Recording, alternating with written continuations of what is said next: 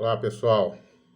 Passando aqui para fazer mais alguns comentários sobre alguns temas que têm rolado aí entre os servidores, né, da cidade de Londrina. Hoje, dia 19 de outubro de 2025, não poderia deixar de comentar sobre o cancelamento do edital do profissional de apoio para as escolas, né, para a rede municipal de educação. É aquilo que a gente já sabia, né? Aquilo que começa errado, termina errado. Ou seja, o poder público municipal tenta baratear a atividade do professor da maneira mais errada possível, né? Tentando substituir o professor de apoio por profissional de apoio. Profissional de apoio, né, um profissional de nível médio que não tem a competência de ensinar, né, e com isso tirar os professores de apoio.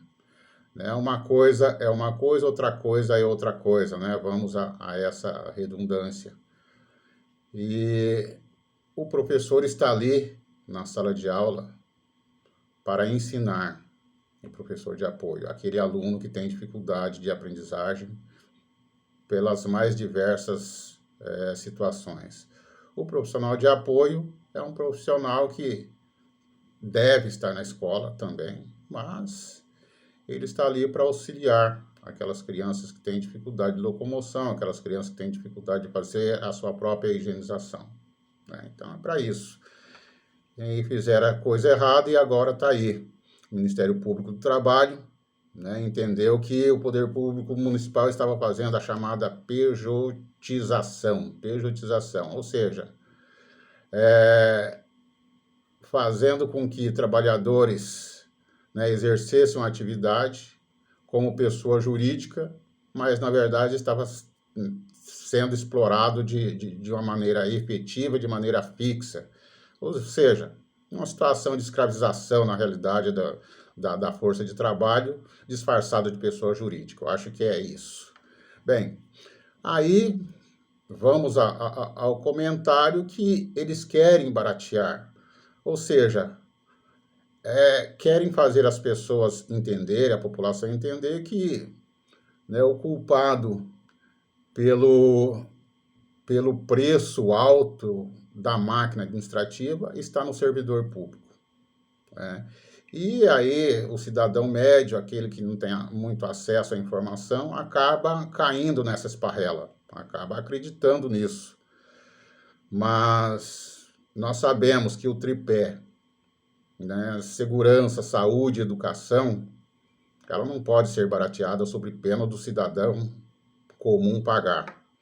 Hoje o que encarece a máquina pública, que a gente, enquanto, sobretudo nós que somos professores, formadores de opinião, temos que entender e fazer as pessoas que nos cercam entender, é que quem encarece a máquina pública não somos nós, servidores. Não é o professor, não é o profissional da saúde, não é o profissional da segurança. Quem encarece a máquina pública são os políticos.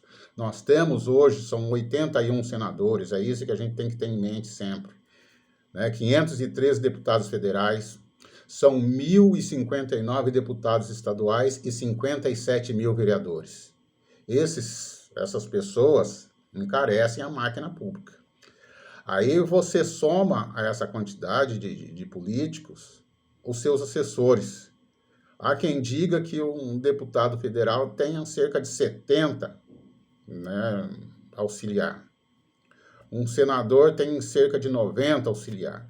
E aí, todos eles têm os seus auxiliares. Aí, deputado estadual, vereador, tem uma quantidade de assessores. Ou seja, esses cidadãos encarecem a máquina pública e esses governantes, neogovernantes, governantes modernos, querem convencer a população de que quem encarece a máquina pública são os profissionais do tripé, saúde, segurança e educação.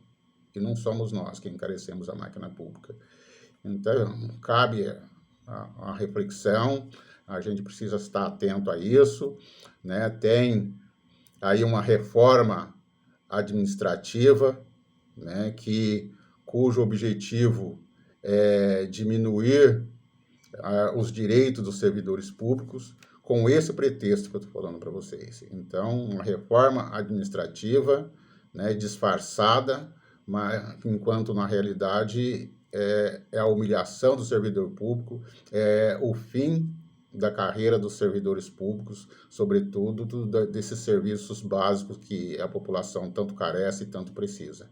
E baratear a educação é, sobretudo, acabar com o direito da população ter uma educação de qualidade. É isso que a gente precisa estar atento.